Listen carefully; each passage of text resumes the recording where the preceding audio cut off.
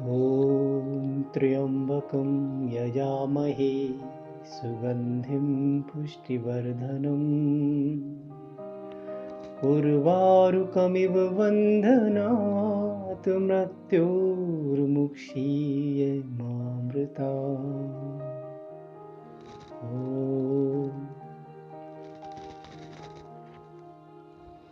नमस्कार, मैं राज एक बार फिर आपके साथ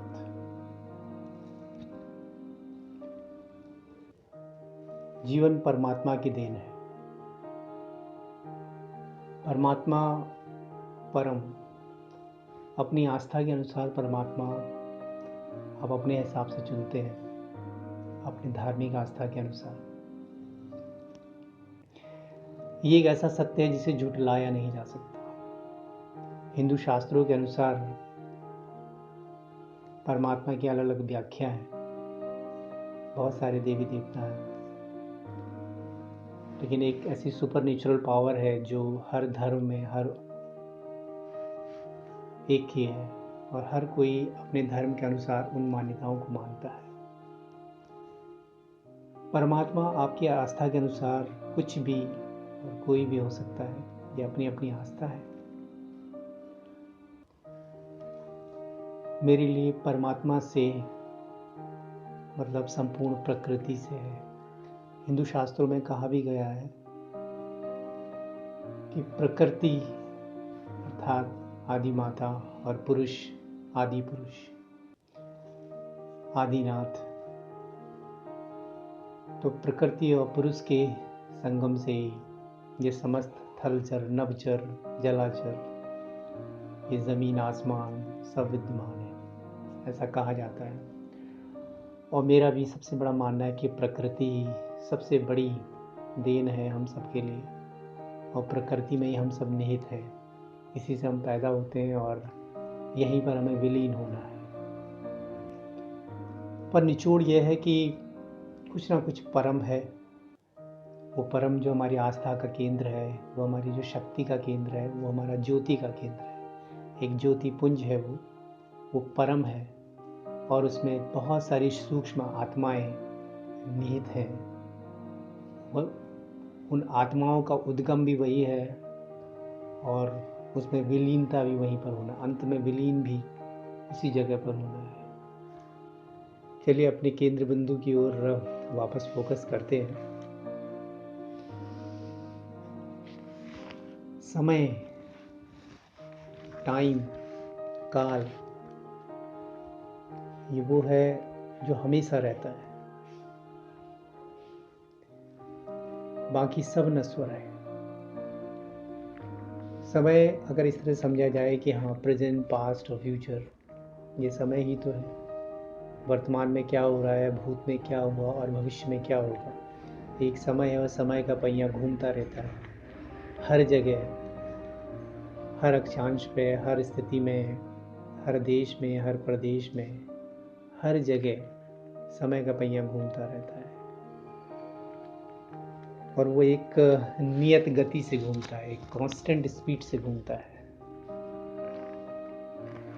और हमारी जो ग्रह स्थिति होती है, जिसको मानते हैं कि स्टार्स, प्लैनेट की जो पोजीशन होती है, ग्रह स्थिति, वो समय पर ही केंद्रित है। समय के अनुसार ही वो परिवर्तित होती रहती है, जिसे हम गोचर बोलते हैं, ट्रांजिशन बोलते हैं। वो समय के परिवर्तन से ही उनका मूवमेंट होता है। हर प्लैनेट का अपना मूवमेंट्स है। कोई एक दिन में चेंज होता है, कोई 3 महीने में बदलता है, कोई 4 साल लगते हैं, किसी को 1 साल लगता है, किसी को 12 महीने, किसी को 30 साल लगते हैं। तो अपने अपने प्लैनेट की अपनी अपनी पोजीशन है, वो उसी पर वो घूमता रहता है, काल का पहिया घूमता रहता है। और उस समय के घूमने से ही सब चीज़ें बिल्कुल परिवर्तित होती रहती हैं। और परिवर्तन इस समाज का दस्तूर है। अगर परिवर्तित कोई चीज़ नहीं होगी तो वो विलीन हो जाएगी। तो परिवर्तन इस समाज का सबसे मूल है। परिवर्तन होना ही चाहिए और हम समय के अनुसार अपने आप को परिवर्तित करते रहना चाहिए, जैसा समय है।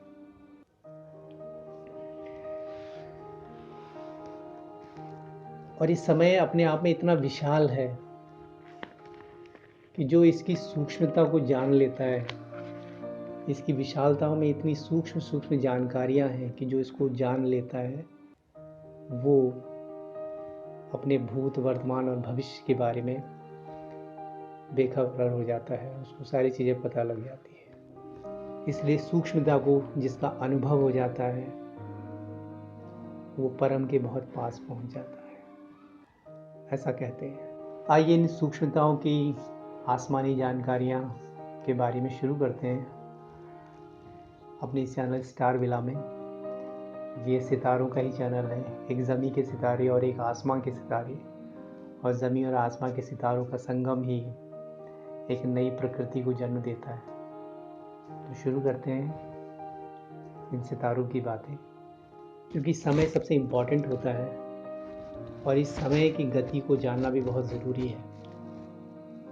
तो हम अपने भूत, वर्तमान, भविष्य के बारे में अगर जानना है तो हमारे पास कुछ पद्धतियाँ हैं जो प्रचलित, जो बहुत ही प्रमुख पद्धतियाँ हैं, वर्ल्ड वाइड हैं, जो सबसे ज़्यादा प्रमुख है। पद्धतियाँ तो बहुत सारी हैं अपने अपने देश परिस्थिति के अनुसार, लेकिन जो 3 पद्धतियाँ जो ऑल अक्रॉस द वर्ल्ड जानी जाती हैं, उन 3 पद्धतियों में जिसकी सहायता से हम भूत, भविष्य और वर्तमान को जानते हैं, उनमें से एक पद्धति है एस्ट्रोनॉमी, जिसका मॉडिफाइड वर्जन एस्ट्रोलॉजी है। दूसरी आपकी पामिस्ट्री, हस्तरेखा विज्ञान। तीसरी आपकी न्यूमरोलॉजी, अंकशास्त्र। तो जो एस्ट्रोलॉजी है वो 2 पार्ट में है। एक पार्ट जो वर्ल्ड वाइड है, that is called the astrology, और जो एक इंडियन वर्जन है, इंडियन वर्जन जो इंडिया में बहुत प्रचलित है, दैट इज़ वैदिक एस्ट्रोलॉजी, वैदिक ज्योतिष शास्त्र। और वैदिक ज्योतिष शास्त्र हमारे इंडिया के ईस्ट, वेस्ट, नॉर्थ, साउथ में यहाँ पर भी थोड़ा डिफाइन अलग अलग होता है। साउथ में एक अलग तरीके एस्ट्रोलॉजी है, नॉर्थ में एक अलग है, वेस्ट में एक अलग हो सकती है, और ईस्ट में अलग है। तो सबका सब है तो प्लानेट ही, लेकिन उनका अलग अलग कॉम्बिनेशंस है। तो वो एस्ट्रोलॉजी का अलग चीज़ है, उसके बारे में हम बाद में बातें करेंगे। लेकिन एस्ट्रोलॉजी वैदिक एस्ट्रोलॉजी पर ही वो डिपेंड है। तो जो इंडियन वर्जन है वो वैदिक एस्ट्रोलॉजी कहलाता है, और जो आपका पूरा ऑल अक्रॉस द वर्ल्ड है, विदेशों में जो चलता है, वो आपका एस्ट्रोलॉजी एक अलग पार्ट है। वो भी प्लानेट पर ही है, प्लानेट के मूवमेंट पर ही है, लेकिन वो वैदिक शास्त्र के हिसाब से नहीं है, उसका अपना सिस्टम है। दूसरी पद्धति जो हमारे भूत, भविष्य और वर्तमान के बारे में ज़्यादा प्रचलित है, दैट इज हस्तरेखा विज्ञान, जिसे हम पामिस्ट्री कहते हैं। और पामिस्ट्री, जहाँ तक मेरा मानना है, बहुत ज़्यादा रियलिस्टिक है, क्योंकि हम सीधे उसमें आप अपनी हस्तरेखाओं के माध्यम से जो एक विजिबल है और जो एक वर्चुअलिटी है, एक सत्य है कि यहाँ हमारे हाथ की रेखाएं हैं, तो हम उसके हिसाब से अपनी गणनाएं करते हैं। तो वो ज़्यादा मुझे रियलिस्टिक लगता है और हमारी सोसाइटी में ज़्यादा प्रचलित भी है और ज़्यादा एक्सेप्टेबल है। और कहा जाता है कि जो आपका पामिस्ट्री है, या जिसे बोलते हैं हस्तरेखा विज्ञान, ये प्राचीन समय में हमारे भारतवर्ष से ही निकला था और इसकी भारतवर्ष की देन है। और हालांकि अभी कोई ये ठोस कारण नहीं है या ठोस हमारे पास के साक्ष्य नहीं है, लेकिन ऐसा माना जाता है कि ये भारत से इसका उद्गम हुआ था। फिर यहाँ से चीन, कोरिया, तिब्बत, मेसोपोटामिया जिसे अभी इराक कहते हैं, और पर्शिया, ईरान, और वहाँ से होता वो इजिप्ट, इन जगहों पर फैला। काफ़ी प्रमुख शास्त्र है। और कीरो को कौन भूल सकता है, जो पामिस्ट्री के बहुत बड़े ज्ञाता रहे हैं और जिनके विश्व विख्यात ख्याति, 19वीं सदी के बहुत विख्यात पामिस्ट कीरो, महान कीरो। काफ़ी उन्होंने अपने लेख लिखे हैं उसमें और काफ़ी सटीक भविष्यवाणियाँ की हैं उन्होंने। I really love it कीरो। तीसरी पद्धति जो पद्धति है वो पद्धति बहुत रोमांटिसिज्म है, इसमें बहुत ही रोमांटिक है, दैट इज़ द न्यूमरोलॉजी, अंक विज्ञान। ये एक ऐसी पद्धति है जिसको हर कोई पसंद करता है, सुनने में बहुत अच्छी लगती है। और जो अंक शास्त्र के फादर हैं, that is called the father of numerology, एक ग्रीक दार्शनिक थे, पाइथागोरस। उन्होंने अंकों की खोज की और उन्हीं के नाम पर ही अंक विज्ञान। कौन भूल सकता है उनको, पाइथागोरस, स्पेशली मैथमेटिशियंस, साइंस के लोग पाइथागोरस प्रमेय, पाइथागोरस थ्योरम को कौन भूल सकता है।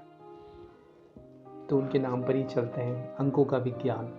ये एक बहुत बड़ा साइंस है और अंकों में वो अंक बाहर से हमको बहुत ही आसान लगते हैं, लेकिन अंकों में बहुत बड़ा रहस्य छिपा हुआ है, बहुत ही मिस्ट्री डिजिट है। और इन रहस्यों में जाने की हम कोशिश करेंगे। हर अंक की अपनी महत्ता है और काफ़ी इंटरेस्टिंग साइंस है ये, और बहुत इंटरेस्टिंग, बहुत रोमांटिक। आई लव न्यूमरोलॉजी, ये बहुत पसंद है। तो कुल मिलाकर ये 3 विचारधाराएं हैं, एस्ट्रोलॉजी, पामिस्ट्री और न्यूमरोलॉजी, जिनके आधार पर हम भूत, भविष्य और वर्तमान की गणना करते हैं। और भी विधाएं हैं। टैरो आजकल काफ़ी प्रचलित है, उसके बारे में भी आप जानते हैं। अगर नहीं जानते हैं तो बहुत से लोग टैरो रीडर हैं जो कार्ड के थ्रू आपको बताते हैं कि आपके वर्तमान, भविष्य, भूत में क्या क्या घटनाएं हुई, घटित हुई हैं या होंगी या हो चुकी हैं। तो वो भी काफ़ी प्रचलित है। तो ये जितनी भी पद्धतियाँ हैं वो टाइम से जुड़ी हुई हैं। टाइम एक बाइंडर का काम करता है इसमें। टाइम के अनुसार ही अंक बताए जाते हैं, अंक में छुपा रहस्य बताया जाता है कि वो कब फलित होंगी। टाइम के अनुसार ही ज्योतिष में बताया जाता है कि वो कब फलित होंगे। और टाइम के अकॉर्डिंग आपकी जो पामिस्ट्री है, बॉडी में जो भी चेंजेस होते हैं, वो टाइम के अकॉर्डिंग ही उसमें बताया जाता है। तो ये सारी चीज़ें टाइम से रिलेटेड है। टाइम का उन प्लैनेट्स पर जो भी मूवमेंट है, वो प्लैनेट मूव करते हैं टाइम के अकॉर्डिंग, टाइम टू टाइम। और कितना मूवमेंट करते हैं, कैसे मूवमेंट करते हैं, हर व्यक्ति, हर स्थिति पर उसका अपना अलग अलग प्रभाव है। और उस टाइम के मूवमेंट से ही हमारी ग्रह स्थिति, चाल, लोगों के मूड, लोगों का भाग्य, लोगों के दिशा स्थिति, मानसिक स्थिति, शारीरिक स्थिति सब बदलती है। तो टाइम एक इम्पॉर्टेंट फैक्टर है, जिसकी मैंने अपने पहले वीडियो में भी बात करी थी कि time that is date of birth. जिस दिन आप पैदा होते हैं वो डेट, जिस मंथ में पैदा हो गए वो मंथ, और जिस ईयर में पैदा हो गए वो ईयर। तो डेट, मंथ और बर्थ, तो वो एक टाइम ही है। और उस टाइम से हम बहुत सारी चीज़ें बता लेते हैं। उस टाइम का कारण यही है कि जो ग्रहों की चाल वो टाइम पर ही डिपेंड है। तो हम अगर एग्जैक्ट टाइम पर अगर बातें करेंगे, एग्जैक्ट टाइम की बातें करेंगे, और अगर हमको एग्जैक्ट टाइम पता होगा तो हम ग्रह स्थिति जानने में बहुत आसानी होगी। थोड़ा सा हम उसके करीब पहुंचने की कोशिश करते हैं अगर टाइम हमको ज़्यादा पता होता है। नहीं तो एक अंदाज़ा ही लग पाता है। प्रेडिक्शन फिर भी बताई जाती है, लेकिन थोड़ा सा अंदाज़ा ज़्यादा सटीक बैठता है और थोड़े हम वास्तविकता के थोड़े और करीब आते हैं। मैं फिर कह रहा हूँ कि जो एस्ट्रोलॉजी है, न्यूमरोलॉजी है या पामिस्ट्री है, is totally based on belief. ये हमारे विश्वास पर आधारित है। तो जब कभी भी आप इनके बारे में जानें तो आपको इसका विश्वास होना चाहिए। अगर आप इसको एज ए साइंस से जोड़ने की कोशिश करेंगे तो आप उसमें इफ़ एंड बट में उलझ जाएंगे। जैसे मैं बहुत उलझा हूँ, 20 साल तक मैंने आपको बताया था कि मैं यही उलझता रहा कि साइंस के अकॉर्डिंग तो ये नहीं है, और क्या कहते हैं, बिलीफ के अकॉर्डिंग अलग है। तो एस्ट्रोनॉमी और एस्ट्रोलॉजी, इन दोनों को कभी भी कंबाइन मत कीजिएगा, इनको पैरेलल लिखने की कोशिश कीजिएगा। बिलीफ को कभी भी आप साइंस के साथ मत जोड़िएगा। बिलीफ साइंस से एक तरह से देखा जाए तो ऊपर ही आ जाता है। साइंस की अपनी सीमाएं जहाँ पर ख़त्म होती हैं तो बिलीफ की सीमाएं कहते हैं वहाँ से शुरू होती हैं। बिलीफ एक अनंत है, आप किसी भी चीज़ पर बिलीव करते हैं, और बिलीफ होना भी बहुत चाहिए। अंधविश्वास तो नहीं, लेकिन हाँ एक बिलीफ होना बहुत ज़रूरी है कि आपको अपने पर बिलीफ होना चाहिए, और जिस चीज़ को आप जानना चाह रहे हैं उस पर बिलीफ होना चाहिए। तो जब भी आप इन तीनों पद्धतियों के बारे में जानें, किसी से पूछें, तो कम से कम आप ये सोच के जाएँ कि आप उस चीज़ पर भरोसा करते हैं। आप अगर उसको टेस्ट करने की वजह से जाएंगे तो उसमें आपका ही नुकसान होगा, क्योंकि फिर वो साइंस की बात आ जाएगी। साइंस के लिए वो एस्ट्रोलॉजर या फिर न्यूमरोलॉजिस्ट या पामिस्ट नहीं है, वो एक बिलीफ पर बातें करता है और बिलीफ को लेकर ही बात करता है। तो अपनी आस्था को उनसे जोड़िएगा, तब आप अपनी प्रेडिक्शंस उनसे जानिएगा, तब अपना फोरकास्ट, जो भी अपना भविष्य उनसे डिस्कस करके आप जान सकते हैं। तो एक बिलीफ होना बहुत ज़रूरी है। यह आपको फिर से बता रहा हूँ कि यू शुड बी बिलीवर। आपको बिलीवर होना पड़ेगा अगर आप एस्ट्रोलॉजी के बारे में जानना चाहते हैं, न्यूमरोलॉजी के बारे में जानना चाहते हैं, या फिर पामिस्ट्री के बारे में जानना चाहते हैं, या फिर किसी और पद्धति जिसके बारे में आपको लगता है कि हाँ ये मेरे वर्तमान, भूत और भविष्य के बारे में कुछ प्रकाश डाल सकता है। इसको साइंस से रिलेट उतना मत कीजिएगा, ये दोनों अलग अलग चीज़ें हैं। सो अब मेरा भी टाइम मुझे इजाज़त दे रहा है कि इस वीडियो को यहीं पर विराम दिया जाए।